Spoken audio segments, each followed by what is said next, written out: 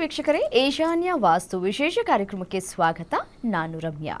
ಹೆತ್ತವರಿಗೆ ತಮ್ಮ ಮಕ್ಕಳ ಭವಿಷ್ಯಕ್ಕಿಂತ ಮಿಗಿಲಾದದ್ದು ಯಾವುದೂ ಇಲ್ಲ. ಆದರೆ ಎಷ್ಟೋ ಮನೆಗಳಲ್ಲಿ ಒಂದು ಸಾಮಾನ್ಯ ದೂರು ಕೇಳಿ ಬರ್ತಾನೆ ಇರುತ್ತೆ. ನನ್ನ ಮಗಳು ಅಥವಾ ನನ್ನ ಮಗ ಹಗಲು ರಾತ್ರಿ ಓದ್ಕೊಳ್ತಾರೆ, ಆದರೂ ಕೂಡ ಪರೀಕ್ಷೆಯಲ್ಲಿ ನೆನಪಿಗೆ ಬರ್ತಾ ಇಲ್ಲ, ಓದಿದ್ದೆಲ್ಲವನ್ನ ಕೂಡ ಮರೆತು ಹೋಗ್ತಾ ಇದ್ದಾರೆ ಅಂತ.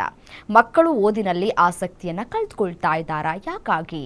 ಇದಕ್ಕೆ ಕಾರಣ ನಿಮ್ಮ ಮನೆಯ ವಾಸ್ತು ಇರಬಹುದು. ಶ್ರಮದ ಜೊತೆಗೆ ಮನೆಯ ದಿಕ್ಕು ಕೂಡ ಬಹಳ ಇಂಪಾರ್ಟೆಂಟ್ ಆಗುತ್ತೆ. ಅದು ಕೂಡ ಸರಿಯಾಗಿರಬೇಕು ಅನ್ನೋದು ನಿಮಗೆ ಗೊತ್ತಾ?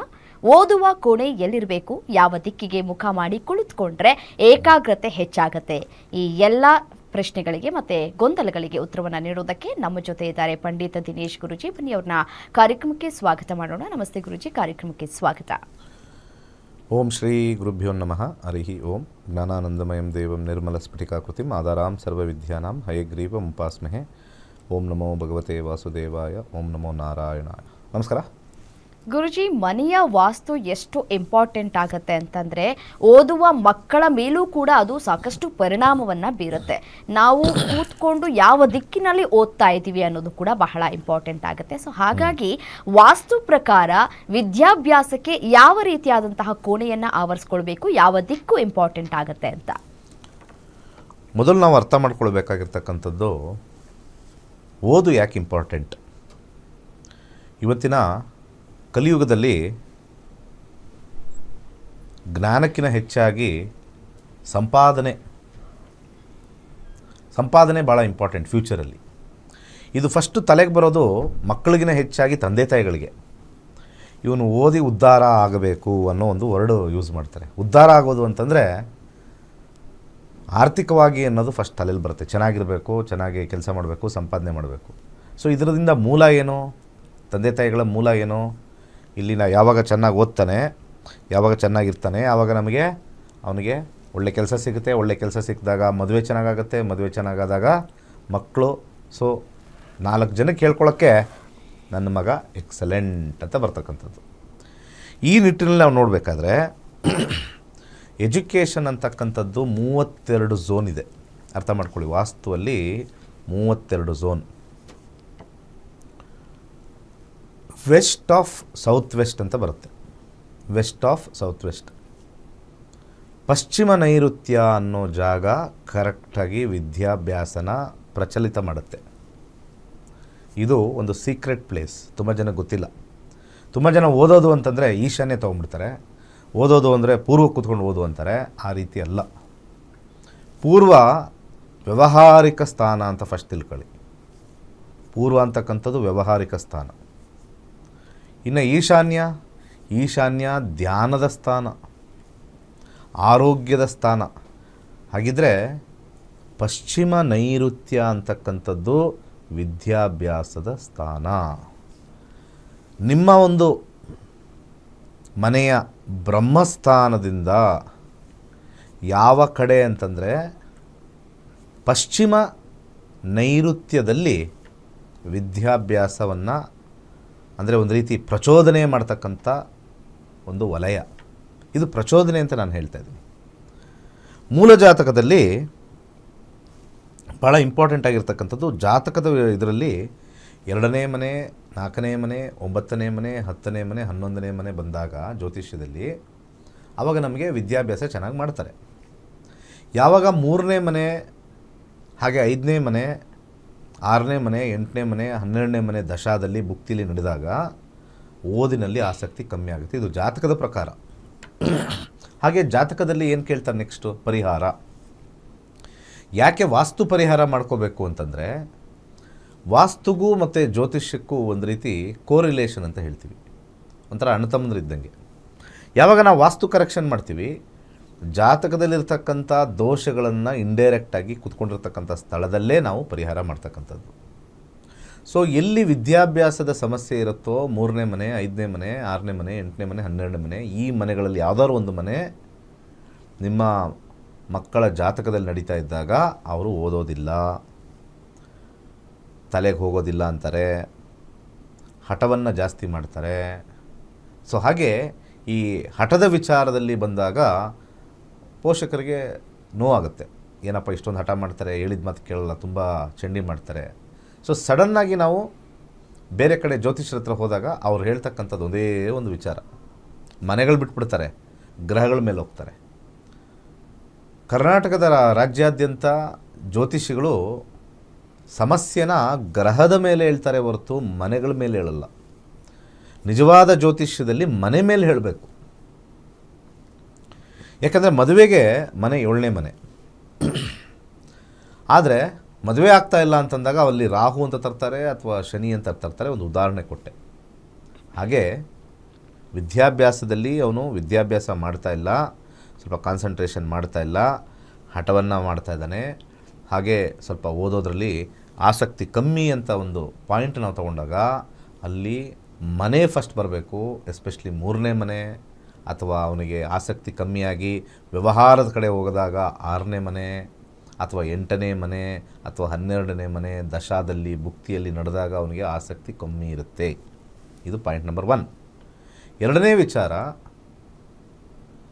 ಶುಕ್ರ ಅನ್ನೋ ಗ್ರಹ ಮಾತ್ರ ತಗೋಬೇಕು. ತುಂಬ ಜನ ಜ್ಯೋತಿಷರು ವಿದ್ಯಾಭ್ಯಾಸ ಚೆನ್ನಾಗಿಲ್ಲ ಅಂದಾಗ ರಾಹು ಪೂಜೆ ಮಾಡಿಸಿ, ಶನಿ ಪೂಜೆ ಮಾಡಿಸಿ ಅಂತ ಹೇಳ್ತಾರೆ. ವಿದ್ಯಾಭ್ಯಾಸನ ಹಾಳು ಮಾಡ್ತಕ್ಕಂಥ ಟಾಪ್ ಗ್ರಹ ಅಂತ ಒಂದಿದೆ, ಟಾಪೆಸ್ಟ್ ಗ್ರಹ, ಅದು ಶುಕ್ರನೇ. ಯಾರ್ಯಾರಿಗೆ ಶುಕ್ರದಶ ಮಕ್ಕಳಲ್ಲಿ ಬರುತ್ತೋ ಅವರ ವಿದ್ಯಾಭ್ಯಾಸ ಕುಂಠಿತ ಆಗುತ್ತೆ. ಏಕೆಂದರೆ ಶುಕ್ರ ಅಂದರೆ ಎಂಜಾಯ್ಮೆಂಟ್ ಗ್ರಹ. ಆ ಗ್ರಹ ಬಂದಾಗ ತುಂಬ ಸ್ಟ್ರಾಂಗಾಗಿ 2ನೇ ಮನೆ, 4ನೇ ಮನೆ, 9ನೇ ಮನೆ, 10ನೇ ಮನೆ ಇದ್ದರೂ ಕೂಡ ಗ್ರಹಕಾರಕತ್ವ ಅಂತ ತಗೊಂಡಾಗ ಗ್ರಹಕಾರಕತ್ವದಲ್ಲಿ ಎಜುಕೇಷನ್ ಡೌನ್ ಆಗುತ್ತೆ. ನಿಮ್ಮ ಜಾತಕವನ್ನು ನೋಡ್ಕೊಳ್ಳಿ. ಭಾಳಷ್ಟು ಜನ ಜ್ಯೋತಿಷ್ಯ ಕಾರ್ಯಕ್ರಮದಲ್ಲೆಲ್ಲ ಹೇಳ್ತಾ ಇರ್ತಾರೆ, ಆದರೆ ಅದೆಲ್ಲ ಜನರಿಕ್ ಲೆವೆಲ್. ಜಾತಕದಲ್ಲಿ ಮೂಲವಾಗಿ ಏನು ನಡೀತಾ ಇದೆ ಅಂತ ನೋಡ್ಕೊಂಡಾದಮೇಲೆ ಗೊತ್ತಾಗೋದು. ಸೊ ಮೋಸ್ಟ್ ಪವರ್ಫುಲ್ ಸ್ಥಳ ಸ್ವಲ್ಪ ಈಗ ಒಂದು 50% ತೆಗಿತಾ ಇದ್ದೇನೆ, 50% ಮಾರ್ಕ್ಸ್ ಬರ್ತಾಯಿದೆ, ಸ್ವಲ್ಪ ಪಾಸ್ ಆಗ್ತಾನೆ ಕಷ್ಟಪಟ್ಕೊಂಡು. ಸ್ವಲ್ಪ ಅಲ್ಲಿರ್ತಕ್ಕಂಥವ್ರೆಲ್ಲರೂ ಮಾರ್ಕ್ಸ್ ಕಮ್ಮಿ, ತಂದೆ ತಾಯಿಗಳೆಲ್ಲ ಸ್ವಲ್ಪ ತಲೆ ಕೆಡಿಸ್ಕೊಳ್ತಾ ಇರ್ತಾರೆ. ಅಂಥ ಸಂದರ್ಭದಲ್ಲಿ ಈ ವಲಯ ಪಶ್ಚಿಮ ನೈಋತ್ಯದಲ್ಲಿ ಕೂರಿಸ್ಬೇಕು. ಪಶ್ಚಿಮ ನೈಋತ್ಯದಲ್ಲಿ ಕೂರಿಸಿದಾಗ ವಿಶೇಷವಾಗಿರ್ತಕ್ಕಂಥ ಏನಂತಾರೆ, ಒಂದು ಚೇತನ ಉಂಟಾಗುತ್ತೆ. ಓದಬೇಕು ಅನ್ನೋ ಒಂದು ಆಸಕ್ತಿ ಜಾತಕದ ಸ್ವಲ್ಪ ವೀಕ್ ಆಗಿದ್ದರೂ ಒಂದು ಪರಿಹಾರ್ಥವಾಗಿ ತಗೊಳ್ಬೇಕು. ಓಕೆ ಗುರುಜಿ, ಕಾಲರ್ಸ್ ರೆಡಿ ಇದ್ದಾರೆ, ಮಾತನಾಡೋಣ. ಹಲೋ, ನಮಸ್ತೆ. ಹಲೋ, ನಮಸ್ತೆ ಅಮ್ಮ, ಯಾರ ಬಗ್ಗೆ ತಿಳ್ಕೊಬೇಕಿತ್ತು? ನನ್ನ ಮಗಳ ಬಗ್ಗೆ ಕೇಳಬೇಕಾಯ್ತು ಮೇಡಮ್. ಸರಿ ಅಮ್ಮ, ಅವರ ಹುಟ್ಟಿದ ದಿನಾಂಕ ಮತ್ತೆ ಸಮಯವನ್ನ ತಿಳಿಸಿ. 3/6/96 ಸಂಜೆ 7:20. ಎಲ್ಲಿ ಹುಟ್ಟಿದ್ದು? ಮೈಸೂರು. ಸರಿ, ಗುರುಜಿ ಇದ್ದಾರೆ, ಮಾತಾಡಿ. ನಮಸ್ಕಾರ. ನಮಸ್ಕಾರ ಸರ್. ಮೈಸೂರಲ್ಲ ಸರ್, ನನ್ನ ಮಗಳ ಬಗ್ಗೆ ಕೇಳಬೇಕಾಗಿತ್ತು. ಹಾಂ, ಆಯ್ತಾಯ್ತು, ನಾನು ಹಾಕ್ಕೊಳ್ತಾ ಇದ್ದೀನಿ. ಮೈಸೂರು 3/6. ಸೊ ಇದ್ರ ಪ್ರಕಾರ 96. ಧನುರಾಶಿ ಅಂತ ಬರ್ತಾ ಇದೆ. ಮೂಲಾ ನಕ್ಷತ್ರ 4ನೇ ಪಾದ. ದಶಾ ನೋಡೋಣ. 2032ವರೆಗೂ ಕೂಡ ಇವ್ರಿಗೆ ಚಂದ್ರ ದಶ ನಡೀತಾ ಇರುತ್ತೆ. ಇದರಲ್ಲಿ ನೋಡಬೇಕು, ದಶಾ ಮೇಲೇ ಇರಬೇಕು. ಯಾರು ಜ್ಯೋತಿಷ್ಯ ಆ ಗ್ರಹ ಈ ಗ್ರಹ ಅಂತಂದರೆ ಅದು ನಿಮಗೆ ಟೋಪಿ ಆಗ್ತಾ ಇದ್ದಾರೆ ಅಂತ. ಯಾವ ಜ್ಯೋತಿಷ್ಯರು ದಶಾ ಮೇಲೆ ಹೇಳ್ತಾರೆ, ದಶಾ ಅಂದರೆ ದಿಶಾ ಅಂತ ಡೈರೆಕ್ಷನ್ನು, ಅದರ ಮೇಲೇ ಹೋಗಬೇಕು, ಅಲ್ಲಿ ಪರಿಹಾರ ಹುಡುಕಬೇಕು. ಸುಮ್ಮನೆ ಯಾವುದಾದ್ರು ಆ 4ನೇ ಮೇಲೆ ಕೂತಿರೋ ಗ್ರಹ, 7ನೇ ಮೇಲೆ ಕೂತಿರೋ ಗ್ರಹ, 8ನೇ ಮೇಲೆ ಕೂತಿರೋ ಗ್ರಹ ಆ ಥರ ಬರಲ್ಲ. ಸೊ ಇಲ್ಲಿ ದಶಾ ಬಂದ್ಬಿಟ್ಟು ಚಂದ್ರದಶ ನಡೀತಾ ಇರುತ್ತೆ. ಅದರಲ್ಲಿ ಒಂದು ಸಬ್ ಪೀರಿಯಡ್ ಅಂತ ನೋಡ್ತೀವಿ, ಗುರು. ನಿಮ್ಮ ಪ್ರಶ್ನೆ ಮೇಲೆ ಯಾವ ಏರಿಯಾದಲ್ಲಿ ನೆಗೆಟಿವ್ ಇದೆ ಅಂತ ಆಮೇಲೆ ನೋಡಬೇಕು. ಪ್ರಶ್ನೆ ಕೇಳಿ. 7/6/11. ಸರ್, ಅವಳು ಜಾಬ್ ಬಗ್ಗೆ ಕೇಳಬೇಕು ಸರ್. ಜಾಬ್ ಹೋಗ್ತಾ ಇದ್ದಾಳೆ. ಓಕೆ, ಇವಾಗ ಒಂದು ಸ್ವಲ್ಪ ಪ್ರಾಬ್ಲಮ್ ಇದೆ, ಅದಕ್ಕೋಸ್ಕರ ಏನಾಗುತ್ತೆ ಅಂತ ಕೇಳಬೇಕು ಸರ್. ಅದಕ್ಕೆ ತುಂಬ ಕಷ್ಟ ಆಗುತ್ತಮ್ಮ. ಇನ್ನು ಒಂದು 50 ವರ್ಷ ಅವ್ರ ಕೆಲಸದಲ್ಲೇ ಇರಲ್ಲ. ಕೇಳಿಸ್ತಾ? ಹೇಳಿ. ಇನ್ನು ಮುಂದಿನ 50 ವರ್ಷದವರೆಗೂ ಕೆಲಸದಲ್ಲೇ ಇರಲ್ಲ ಅವರು. ನೋಡಿ, ಇದೇ ಪ್ರಾಬ್ಲಮ್. ಒಂದು ಸ್ವಲ್ಪ ಆದರೂ ಕೂಡ ನಿಮ್ಮ ಮಕ್ಕಳಿಗೆ ರೆಸಿಸ್ಟೆನ್ಸ್ ಅಂತ ಹೇಳ್ಕೊಡಿ. ರೆಸಿಸ್ಟೆನ್ಸ್ ಅಂದರೆ ಗೊತ್ತಾ? ನನ್ನ ಜಾತಕದಿಂದ ಹೇಳ್ತಾ ಇಲ್ಲ, ಅವರಿಗೆ ಒಂದು ಭರವಸೆ ಕೊಡಬೇಕು. ಲೈಫ್ ಲಾಂಗ್ ಕೆಲಸ ಇಲ್ಲದೆ ಇರ್ತೀವಾ ಅಂತ ನೀವು ಯೋಚನೆ ಮಾಡಿ. ಲೈಫ್ ಲಾಂಗ್ ಕೆಲಸ ಇಲ್ಲದೆ ಇರ್ತೀವಾ? ಇಲ್ಲ ಸರ್. ಮತ್ತೆ ಅದು ನಿಮಗೇ ಗೊತ್ತು ಆ ಆನ್ಸರು. ಈಗ ತಾತ್ಕಾಲಿಕವಾಗಿ ಕೆಲಸ ಪ್ರಾಬ್ಲಮ್ ಆಗಿದೆ, ಇದಾಗಿದೆ ಅಂತ ಯಾಕೆ ಹೆದರ್ಸ್ಬೇಕು ಅವ್ರಿಗೆ? ಫಸ್ಟ್ ಅದನ್ನ ತಿಳ್ಕೊಳ್ಳಿ. ಯಾಕಂದ್ರೆ ಹೋಗ್ತಾ ಇದ್ದಾಳೆ, ಮತ್ತೆ ನೋಡಿ ಕೆಲ್ಸಕ್ಕೆ ಹೋಗ್ತಾ ಹೋಗ್ತಾ ಇದ್ದಾರೆ. ಇದ್ದಾಳೆ ಗೊತ್ತಿಲ್ಲ ನನಗೆ. ಹೇಳಿ. ಕೆಲ್ಸಕ್ಕೆ ಹೋಗ್ತಾ ಇದ್ದಾಳೆ. ಇದು ಏನಪ್ಪ ಅಂದ್ರೆ ಅದು ಪ್ರಾಜೆಕ್ಟ್ ಮುಗಿತಾ ಇದೆ, ಈಗ ನೆಕ್ಸ್ಟ್ ಪ್ರಾಜೆಕ್ಟ್ ಹೋಗ್ಬೇಕು ಇವಳು. ಅದಕ್ಕೋಸ್ಕರ ಸಿಗುತ್ತಾ? ಪ್ರಾಜೆಕ್ಟ್ ಮುಗಿದಾದ್ಮೇಲೆ ಬೆಂಚಲ್ಲಿ ಕೂರಿಸ್ತಾರೆ, ಯಾವ್ದು ಇನ್ನೊಂದು ಪ್ರಾಜೆಕ್ಟ್ ಬಂದಿಲ್ಲ ಅಂತ. ಅದಕ್ಕೆ ಸಿಗುತ್ತಾ ಏನು ಅಂತ ಕೇಳಕ್ಕೆ ಸರ್. ಅವ್ರಿಗೆ ಎಲ್ಲಿದಾರ ಗೊತ್ತಿಲ್ಲ, ಮಲಗಿದಾರ ಎದ್ದಿದಾರ ಗೊತ್ತಿಲ್ಲ ಅಲ್ಲಿ ಇವಾಗ. ಸೊ ಬೆಂಚಲ್ಲಿ ಕೂರಿಸ್ತಾರೆ ಅನ್ನೋ ಭಯ. ಈ ಸಾಫ್ಟ್ವೇರಲ್ಲಿ ಇರ್ತಕ್ಕಂಥವ್ರದ್ದೆಲ್ಲ ಒಂದು ಪ್ರತಿಯೊಬ್ಬರದು, ನಿಮ್ಮದು ಮಕ್ಕಳದಲ್ಲಮ್ಮ, ನಿಮ್ಮ ಮಗಳದಲ್ಲ, ಪ್ರತಿಯೊಬ್ಬರು ನಮಗೆ ಕನ್ಸಲ್ಟೇಷನ್ ಬರ್ತದೆ. ಪ್ರತಿಯೊಬ್ಬರು ಪ್ರಾಜೆಕ್ಟು. ಈ ಕಾಂಬಿನೇಷನಲ್ಲಿ ಗುರು ಮತ್ತು ಶುಕ್ರ, ಮುಂದೆ ಬರ್ತಕ್ಕಂಥ ಸೂರ್ಯ, ಪ್ರಾಜೆಕ್ಟು ಇನ್ನು 1.5 ತಿಂಗಳಾದಮೇಲೆ 2 ತಿಂಗಳೊಳಗಡೆ ಇನ್ನೊಂದು ಪ್ರಾಜೆಕ್ಟ್ ಬರುತ್ತೆ, ಕಂಟಿನ್ಯೂಟಿ ಆಗುತ್ತೆ. 5ನೇ ಮನೆ ಬರ್ತಾ ಇರ್ತಕ್ಕಂಥದ್ದು ಅವರ ತಲೆಯಲ್ಲಿ ಆಲೋಚನೆಯಲ್ಲಿ ನಾನು ಕೆಲಸವನ್ನು ಬದಲಾಯಿಸಬೇಕು ಅಂತ ಬರುತ್ತೆ. ಇವೆಲ್ಲ ವಿಚಾರಕ್ಕೆ ನನ್ನ ಒಂದು ಸಜೆಷನ್ನು, ಯಾವಾಗ 7, 6, 11 ಕಾಂಬಿನೇಷನ್ನು ವೃತ್ತಿಯಲ್ಲಿ ಒಂದು ಹಿಡಿತ ಬರುತ್ತೆ. ಒಂದು ಪ್ರಾಜೆಕ್ಟ್ ಸಿಕ್ಕಿದ ತಕ್ಷಣ ಇನ್ನೊಂದು ಪ್ರಾಜೆಕ್ಟ್ ಸಿಗಬೇಕು. ಇನ್ ಕೇಸ್ ಆ ಒಂದು ಗ್ರೂಪಲ್ಲಿ ಪ್ರಾಜೆಕ್ಟ್ ಇಲ್ಲ ಅಂತಂದರೆ ಬೇರೆ ಪ್ರಾಜೆಕ್ಟಲ್ಲಿ ಇವ್ರನ್ನ ಎಳ್ಕೊಳ್ಳೋ ರೀತಿ ಮಾಡ್ತಕ್ಕಂಥ ಒಂದು ಗ್ರಹ ಬಂದ್ಬಿಟ್ಟು ಶುಕ್ರ ಇವರ ಜಾತಕದಲ್ಲಿ. ಸೊ ಇವರ ಜಾತಕದಲ್ಲಿ ಬಲಗೈ ಮಧ್ಯದ ಬೆರಳಿಗೆ ಒಂದು ಜಿರ್ಕಾನ್ ಹಾಕ್ಕೊಳ್ಳಿ, 100% ಅವ್ರಿಗೆ ಹೊಸ ಪ್ರಾಜೆಕ್ಟ್ಗೆ ಹೋಗೋಕ್ಕೆ ಹೆಲ್ಪ್ ಆಗುತ್ತೆ. ಹಾಗೆ ದಾನವನ್ನು ನಾನು ಸಜೆಸ್ಟ್ ಮಾಡ್ತೀನಿ. 5, 1, 12 ಮಂಗಳ ಬರ್ತಾಯಿದೆ, ತೊಗರಿ ಬೇಳೆಯನ್ನು ದಾನ ಮಾಡಬೇಕು. ನೋಡಿ, ಇದು ಭಾಳ ಈಸಿಯಾಗಿರ್ತಕ್ಕಂಥದ್ದು. ಅದಕ್ಕೆ ಜ್ಯೋತಿಷ್ಯ ಕಲೀರಿ ಅಂತ ಹೇಳೋದು. ಜ್ಯೋತಿಷ್ಯ ಕಲಿಯೋಕ್ಕೆ ಆಸಕ್ತಿ ಇಲ್ಲ. ಜನ ಏನು ಹೇಳ್ತಾರೆ ಅಂತಂದರೆ ಪರಿಹಾರಗಳು ಬೇಕು. 7,000 ರೂಪಾಯಿಲಿ ನಿಮ್ಮ ಜಾತಕ ನೋಡಿಕೊಂಡ್ರೆ ಸಮಾಧಾನವಾಗಿರ್ಬೋದು. ಇದೆಲ್ಲ ತಿಳ್ಕೊಳ್ಳಿ. ಮನುಷ್ಯನಿಗೆ ದೇವ್ರು ಬಂದು ಹೇಳಿದ್ರೂ ಬುದ್ಧಿ ಬರೋಲ್ಲ. ಇಂಥ ಒಳ್ಳೆ ಕಲಿಯುಗದಲ್ಲಿ ಇಂಥ ಒಳ್ಳೆ ಜ್ಯೋತಿಷ್ಯ ಕಾರ್ಯಕ್ರಮ ಬಂದಿದೆ, ನೀನು ತಿಳ್ಕೊ. ಬದಲಾಯಿಸೋಕ್ಕೆ ಆಗುತ್ತೆ ಅಂತ ನಾನು ಹೇಳ್ತಾ ಇಲ್ಲ ಜ್ಯೋತಿಷ್ಯ ಕಲಿಯೋದ್ರಿಂದ, ಆದರೆ ಮನಸ್ಸಿಗೆ ನೆಮ್ಮದಿ. ಇಲ್ಲಿ ಏನೋ ತೋರಿಸ್ತಾ ಇದೆ, 3 ತಿಂಗಳು ಸ್ವಲ್ಪ ಟಫ್ ಅನಿಸ್ತಾ ಇದೆ, 3 ತಿಂಗಳಾದಮೇಲೆ 4ನೇ ತಿಂಗಳಲ್ಲಿ ಸ್ವಲ್ಪ ಚೆನ್ನಾಗಿ ಬರ್ತಕ್ಕಂಥ ಅಂತರ್ಭುಕ್ತಿ ಬರುತ್ತೆ, ಸ್ವಲ್ಪ ಆರಾಮಾಗಿರೋಣ, 3 ತಿಂಗಳು ಟೆನ್ಷನ್ ಮಾಡ್ಕೊ ಕಾಯೋಣ 3 ತಿಂಗಳು ಅಂತ ಮನಸ್ಸಿಗೆ ಬರುತ್ತೆ. ಜೀವನ ಜ್ಯೋತಿಷ್ಯ ಒಂದು ಕನ್ನಡಿ ಇದ್ದಂಗೆ, ಮುಂದೆ ಏನು ಅಂತ ನೋಡೋಕ್ಕೆ ಒಂದು ಕನ್ನಡಿ. ಅರ್ಥ ಮಾಡ್ಕೊಳ್ಳಿ ಎಲ್ಲರೂ. ಈ ಜ್ಯೋತಿಷ್ಯ ವಿಚಾರದಲ್ಲಿ ನಾನು ಎಲ್ಲರಿಗೂ ಏನಕ್ಕೆ ಹೇಳ್ತೀನಿ ಈ ವಿಚಾರ ಅಂತಂದರೆ, ಯಾರು ಮುಂದೆನೇ ದಾರಿ ಸ್ವಲ್ಪ ಟಫ್ ಆಗ್ತಾಯಿದೆ, ಟೆನ್ಷನ್ ಆಗ್ತಾಯಿದೆ, ಪ್ರಾಜೆಕ್ಟ್ ಇಲ್ಲ ಅದಿಲ್ಲ ಅಂತ ಕಣ್ಣಿಗೆ ಬಟ್ಟೆ ಕಟ್ಕೊಂಡು ಹೋಗ್ತಾ ಇದ್ದೀರ. ಅಂದರೆ ನಿಮಗೆ ಕಿವಿಗೆ ಮಾತ್ರ ಕೇಳಿಸ್ತಾ ಇದೆ, ಕೆಲಸ ಮಾಡು, ಕೇಳಿಸ್ತಾ ಇದೆ, ಕೆಲಸ ಮಾಡ್ತೀಯ. ಕಣ್ಣುಗಳು ಜ್ಯೋತಿಷ್ಯ ಇದ್ದಂಗೆ, ಮುಂದಿನ ನೋಟವನ್ನು ನೋಡ್ಬೋದು. ಓಕೆ, ಇನ್ನು 2 ತಿಂಗಳು ನಮಗೆ ಪ್ರಾಜೆಕ್ಟ್ ತೋರಿಸ್ತಾ ಇಲ್ಲ ಇಲ್ಲಿ ಜಾತಕದಲ್ಲಿ, ನನಗೆ ಟಫ್ ಅನ್ನಿಸ್ತಾ ಇದೆ. ಆದರೆ ಮುಂದೆ 2 ತಿಂಗಳಾದ ಮೇಲೆ ಬರ್ತಕ್ಕಂಥ ಕಾಂಬಿನೇಷನ್ಸು ಸ್ವಲ್ಪ ಕೆಲಸದ ಸಿಗುತ್ತೆ ಅಂತ ಬರ್ತಾಯಿದೆ. ನಾನು ಇಲ್ಲೇ ಇರಬೇಕು ಅಂತ ಡಿಸೈಡ್ ತೊಗೋಬೇಕಾ ಅಥವಾ ಬೇರೆ ಪ್ರಾಜೆಕ್ಟ್ಗೆ ಜಂಪ್ ಆಗಬೇಕಾ ಅನ್ನೋದು ತಲೆಯಲ್ಲಿ ಬರುತ್ತೆ ಅಂತಂದಾಗ ಇಲ್ಲಿ ನಮಗೆ ಇಂಡಿಕೇಷನ್ ಕೊಡುತ್ತೆ. ಈ ಇಂಡಿಕೇಷನ್ ಮೇಲೇ ನಾವು ಸುಲಭವಾಗಿ ಹೋಗ್ಬೋದು. ಏಪ್ರಿಲ್ 20ನೇ ತಾರೀಕು ಎಲ್ಲ ಯಂಗ್ಸ್ಟರ್ಸ್ ಬನ್ನಿ. ನೀವು ಜ್ಯೋತಿಷ್ಯ ಯಾರು ನಂಬಲ್ಲ, ಯಂಗ್ಸ್ಟರ್ಸು ಯಾರು ಸಾಫ್ಟ್ವೇರಲ್ಲಿದ್ದೀರಾ. ಯಾಕೆ ಅಂತಂದರೆ ನನ್ನ 65,000 ವಿದ್ಯಾರ್ಥಿಯಲ್ಲಿ 30% ಸಾಫ್ಟ್ವೇರ್ ಅವರೇ ಓದಿರೋದು ಜ್ಯೋತಿಷ್ಯನ. 30%. ಈ ಸಾಮಾನ್ಯವಾಗಿ ನಾರ್ಮಲಾಗಿ ಜ್ಯೋತಿಷ್ಯ ಕೇಳಿಕೊಂಡು ಅರಳೆಕಾಯಿ ಪಂಡಿತರ ಹತ್ರ ಹೋಗ್ತಾರಲ್ಲ, ಅವರೆಲ್ಲ ಅರಳೆಕಾಯಿ ಪಂಡಿತರ ಹತ್ರನೇ ಅರಳೆಕಾಯಿ ತಿನ್ಕೊಂಡಿರ್ತಾರೆ. ನಿಜವಾದ ಸೈಂಟಿಫಿಕ್ ಅಸ್ಟ್ರಾಲಜಿ ಕಲಿಬೇಕು. ಈ ದೋಷ ಹೇಳ್ತಕ್ಕಂಥದ್ದು ಅಥವಾ ಬೇರೆ ರೀತಿ ಒಂದು ಆಡಂಬರದ ರೀತಿಯಲ್ಲಿ ಬಂದು ಜ್ಯೋತಿಷ್ಯ ಹೇಳ್ಕೊಂಡು ಇವರೇನೋ ಇವ್ರ ಹತ್ರ ಜೋರಾಗಿರ್ತಕ್ಕಂಥ ಜ್ಞಾನ ಇದೆ ಅಂತ ಹೋದಾಗ ಅಲ್ಲಿ ಎಡುತ್ತೀವಿ ನಾವು ಜಾಸ್ತಿ. 65,000 ವಿದ್ಯಾರ್ಥಿಗಳು ಕಲ್ತಿರೋದು, ಆ ಕಲ್ತಿರ್ತಕ್ಕಂಥವರಲ್ಲಿ 30% ಬರೀ ಸಾಫ್ಟ್ವೇರ್ ಇಂಜಿನಿಯರ್ಸೇ ಇದ್ದಾರೆ. 30% ಎಲ್ಲ ಟಾಪ್. ತುಂಬ ಜನ ಗೊತ್ತಿಲ್ಲ ಜ್ಯೋತಿಷ್ಯ ಅವರೆಲ್ಲ ಕಲಿತಾರ ಅಂತ. ಜನಗಳ ಪಬ್ಲಿಕ್ ಮೈಂಡಲ್ಲಿ ಏನು ಗೊತ್ತಾ, ಜ್ಯೋತಿಷ್ಯ ಕಲಿಯೋದು ಅಂತಂದರೆ ಯಾರೋ ಕೆಲಸ ಇಲ್ಲದೆ ಇರೋರು, ಈ ಒಂದು ದೇವಸ್ಥಾನದ ಅರ್ಚಕರವರು ಅಥವಾ ಸುಮ್ಮನೆ ಖಾಲಿ ಕೂತಿರೋ ಅಂದ್ಕೊಂಡಿದ್ದಾರೆ. ಇದೇ ನಾವು ಅರ್ಥಕೊಂಡಿಲ್ಲ. ಜ್ಯೋತಿಷ್ಯ ಕಲಿಯೋದು ಕಂಪ್ಲೀಟಾಗಿ ಯಾರು ಅಂತಂದರೆ ಈ ನಾಲೆಜ್ ಇರ್ತಕ್ಕಂಥವ್ರೆ ಬಂದು ನನ್ನ ಲೈಫ್ ನಾನು ನೋಡ್ಕೊಳ್ತೀನಿ, ಮಾಡ್ತೀನಿ. ಅದಕ್ಕೆ ನಿಮ್ಮ ಮಕ್ಕಳಿಗೆ ಹೇಳಿ ಜ್ಯೋತಿಷ್ಯ ಕಲೀರಿ ಅಂತ. ಒಳ್ಳೆಯದಾಗಲಿ. ಧನ್ಯವಾದಗಳು ಕರೆ ಮಾಡಿದ್ದಕ್ಕಾಗಿ. ವೀಕ್ಷಕರೇ, ಗುರುಜಿ ಹೇಳ್ತಾ ಇದ್ರು ಜ್ಯೋತಿಷ್ಯ ಕಲಿಯೋದು ನಮಗೆ ಎಷ್ಟು ಇಂಪಾರ್ಟೆಂಟ್ ಆಗುತ್ತೆ ಜೀವನದಲ್ಲಿ ಅಂತ ಹೇಳಿ. ಬಹಳ ಏನು ನಾವು ಕೊಟ್ಟು ಕಲಿಬೇಕಾಗಿಲ್ಲ, ಕೇವಲ 7,000 ರೂಪಾಯಿಯನ್ನು ನಾವು ಪೇ ಮಾಡಿದ್ರೆ ನಾವು ಜ್ಯೋತಿಷ್ಯವನ್ನು ಕಲ್ತ್ಕೊಳ್ಬಹುದು. ಲಕ್ಷ ಲಕ್ಷ ಯಾವುದ್ಯಾವುದಕ್ಕೋ ಎಲ್ಲೆಲ್ಲೋ ಹೋಗಿ ಖರ್ಚು ಮಾಡ್ತೀರಿ ಜ್ಯೋತಿಷ್ಯವನ್ನು ಕಲಿಬೇಕು ಅಂತ ಹೇಳಿ. 7,000ವನ್ನು ಕೊಟ್ಟು ಜ್ಯೋತಿಷ್ಯವನ್ನು ನೀವೇ ಕಲ್ತ್ಕೊಂಡ್ರೆ ಅದು ನಿಮಗೂ ಹೆಲ್ಪ್ ಆಗುತ್ತೆ, ನಿಮ್ಮ ಆಪ್ತರಿಗೂ ಹೆಲ್ಪ್ ಆಗುತ್ತೆ, ಮತ್ತು ನಿಮ್ಮ ಸಂಬಂಧಿಕರಿಗೂ ಕೂಡ ಹೆಲ್ಪ್ ಆಗುತ್ತೆ, ಮತ್ತು ಬೇರೆಯವ್ರಿಗೂ ಕೂಡ ನೀವು ಬೇಕಾದರೆ ಜ್ಯೋತಿಷ್ಯವನ್ನು ಹೇಳ್ಕೊಡ್ಬಹುದು ಅಥವಾ ನೀವು ಬೇರೆಯವ್ರಿಗೆ ಹೇಳಬಹುದು ಅಂತ ಹೇಳ್ತಾ, ಇದೇ ಏಪ್ರಿಲ್ 20ನೇ ತಾರೀಕಿನಂದು ನಕ್ಷತ್ರ ನಾಡಿ ತರಗತಿಗಳು ಆರಂಭ ಆಗ್ತಾ ಇದೆ. ಸ್ಕ್ರೀನ್ ಮೇಲೆ ಡಿಸ್ಪ್ಲೇ ಆಗ್ತಾ ಇರುವಂತಹ ನಂಬರನ್ನು ನೋಟ್ ಡೌನ್ ಮಾಡಿಕೊಂಡು ನೀವು ನಿಮ್ಮ ಫ್ಯಾಮಿಲಿ ಜೊತೆಗೆ ಕೂತು ಕಲ್ತ್ಕೊಳ್ಬಹುದು. ಒಬ್ಬರೇ ಕಲಿಯೋದಂತಲ್ಲ, ಜೊತೆಲಿ ಕೂತವರು ಕೂಡ ಕಲ್ತ್ಕೊಳ್ಬಹುದು ಅಂತ ಹೇಳ್ತಾ ಈಗ ಒಂದು ವಿರಾಮ.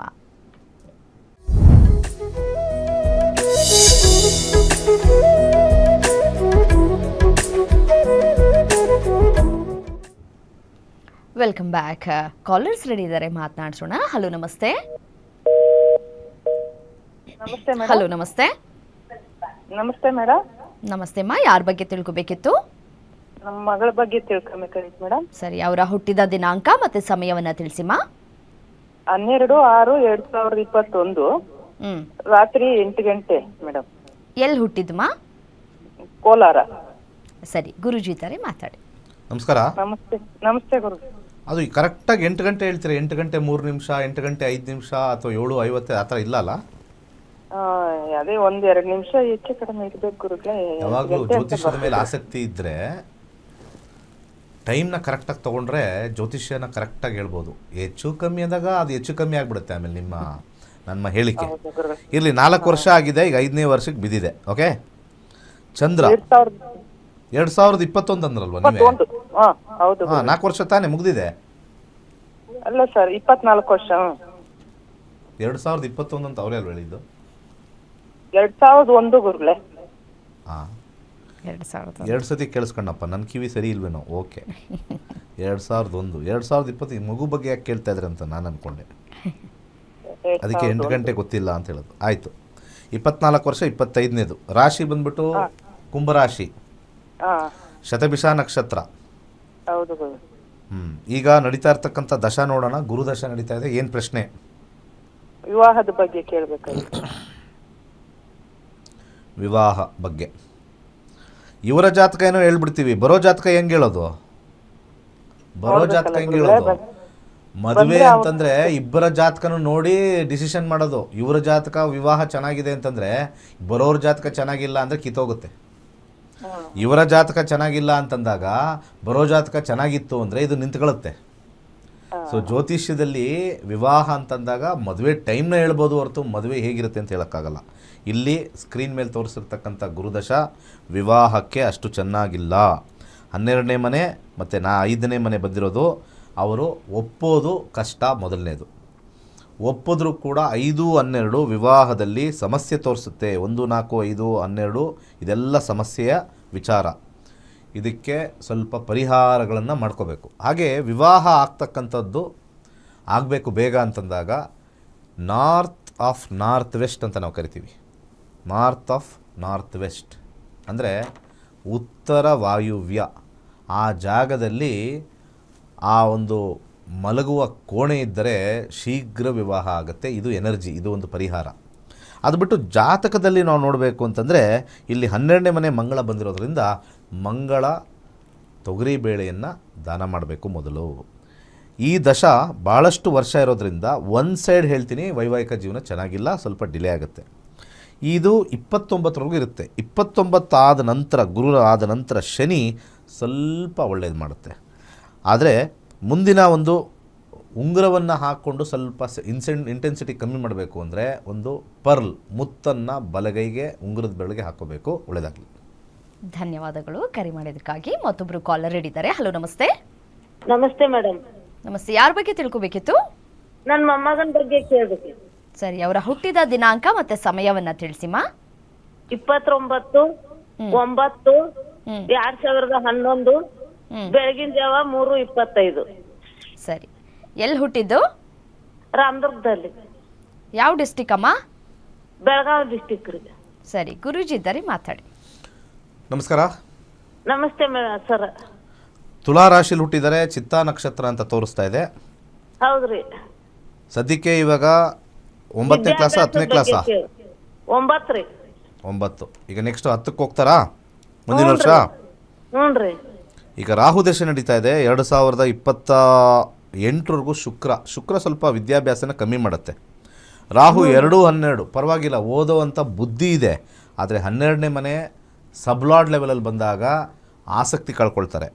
ಹಾಗೆ ಈಗ ಶುಕ್ರ ನಡೀತಾ ಇರೋದ್ರಿಂದ ವಿದ್ಯಾಭ್ಯಾಸದಲ್ಲಿ ಸ್ವಲ್ಪ ಮಟ್ಟಿಗೆ ಮೈಂಡಲ್ಲಿ ಒಂದು ಗೊಂದಲವನ್ನು ಉಂಟಾಗಿರ್ತಕ್ಕಂಥದ್ದು. ಮೊದಲು ಅಕ್ಕಿಯನ್ನು ದಾನ ಮಾಡಿ, ಅಕ್ಕಿಯನ್ನು ದಾನ ಮಾಡಬೇಕು. ಯಾವುದು 3 ಬಂದಿರತಕ್ಕಂಥದ್ದು ಅಕ್ಕಿಯನ್ನು ದಾನ ಮಾಡಬೇಕು.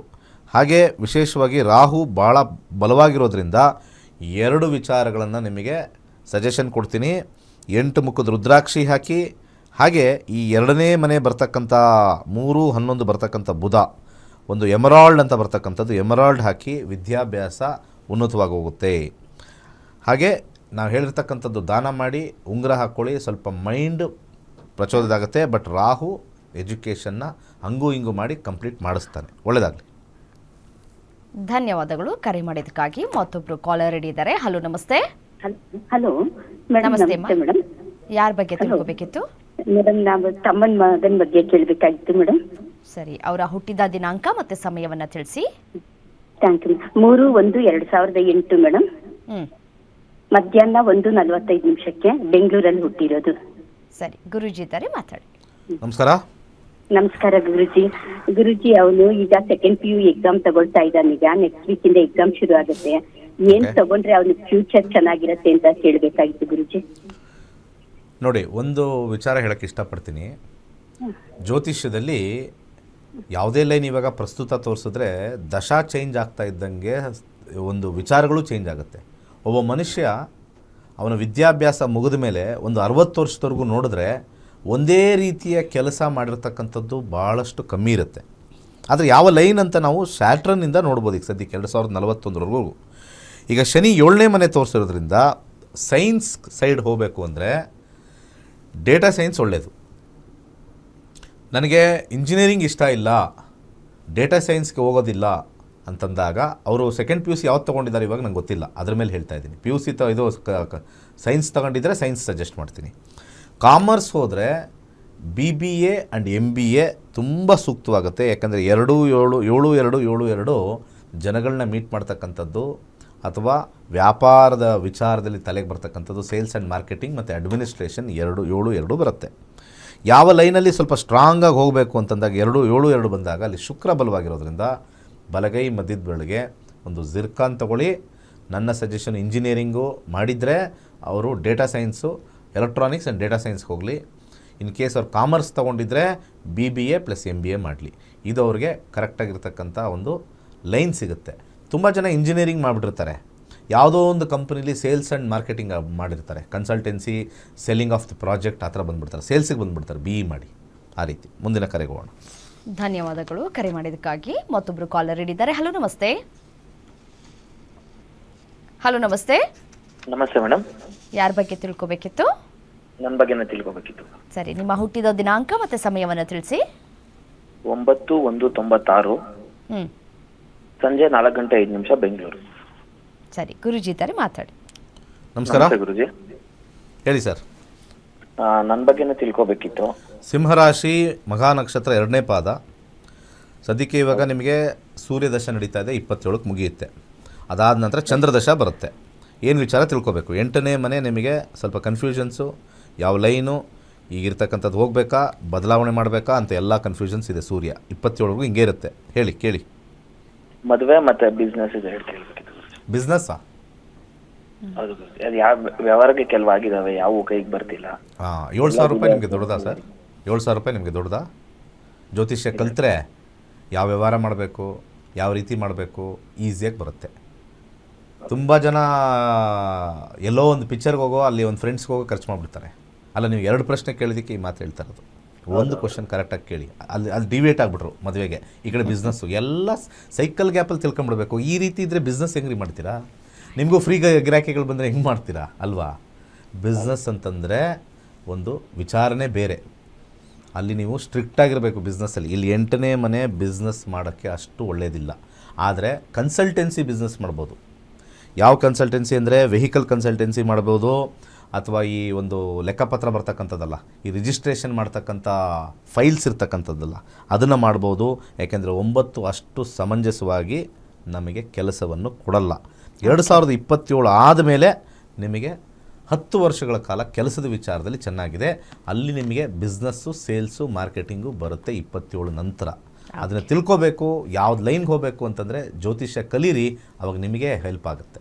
ಓಕೆ ಗುರುಜಿ, ಧನ್ಯವಾದಗಳು ಕರೆ ಮಾಡಿದ್ದಕ್ಕಾಗಿ. ಗುರುಜಿ, ಇವತ್ತಿನ ಕಾರ್ಯಕ್ರಮದಲ್ಲಿ ಮಕ್ಕಳ ವಿದ್ಯಾಭ್ಯಾಸ ಮತ್ತು ಮನೆಯ ವಾಸ್ತು ಮತ್ತು ನಕ್ಷತ್ರ ನಾಡಿ ತರಗತಿಗಳು ಎಷ್ಟು ಇಂಪಾರ್ಟೆಂಟು, ಜ್ಯೋತಿಷ್ಯ ಕಲಿಯೋದು ಎಷ್ಟು ಇಂಪಾರ್ಟೆಂಟು ಅನ್ನೋದ್ರ ಬಗ್ಗೆ ಮಾಹಿತಿ ತಿಳಿಸ್ಕೊಟ್ರಿ. ತಮಗೆ ಧನ್ಯವಾದ.